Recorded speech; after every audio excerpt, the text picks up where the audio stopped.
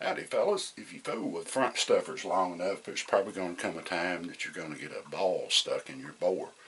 Either through the fact you're not cleaning properly between shots or every few shots, or just the simple fact that you forgot to put powder behind the thing before you load it in there. That's why I've stressed before in videos, always do your loading procedure the same way to avoid that. But should you get a ball stuck or maybe even a patch stuck in your bore, the first thing you can do is buy a ball puller, which is simply just a screw with the end that will thread on your ramrod. You'll screw that down on there and then take your ramrod, put it down the bore to where the ball is, and take maybe a small hammer or block of wood, whatever you got handy, tap that a little bit and just screw that screw into that ball and pull it out. Now, should that fail, there's a couple, three other methods you can go to that. One of them I'm going to tell you about is not the preferred method to do it. Commercially, you can buy a ball discharger, which is simply a little device. It's got different attachments depending on where you're doing a percussion or a flintlock gun, and it's powered by an oilless CO2 cartridge. Just place that over your nipple or cone or your vent liner and press that button, and it's going to dispel that ball. I had that work one time when I dry balled a mini ball in my 53 infill. Worked really well. Now, another method, which is a little bit more complicated, and most of you don't have something like that.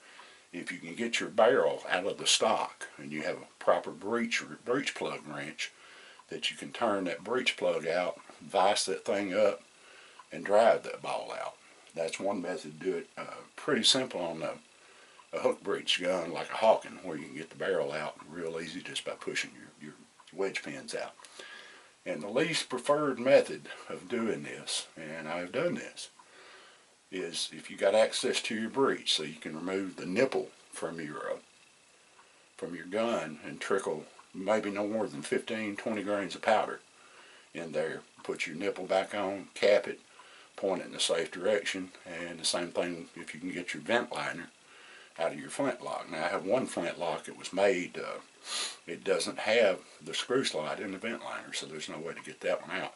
The only way you could do that would be to easy out it, replace your vent, put a little powder in there and fire it. But that's the least recommended method, because it is very dangerous to have a short-started ball and a full powder charge. Now, 15-20 grains, you're probably going to be okay. And then if you're ever cleaning your gun and you get a patch stuck down there, I've had that happen before. I had the tip come off a ramrod. It's glued but not pinned. But I solved that problem by soaking the ramrod, sticking it back down there and letting it dry. I got it out. But you can buy a patch worm, and that's simply just a little spring on the end of your ramrod tip. And once again, you screw it on your ramrod, put it down there, give it a twist so you snag that patch, then pull it on out. This was a video that was requested by a good friend of mine. I finally got around to doing it. So I hope these tips help you should that ever happen. And as always, thank you for watching. Keep your powder dry. Mind you, top knot pilgrim.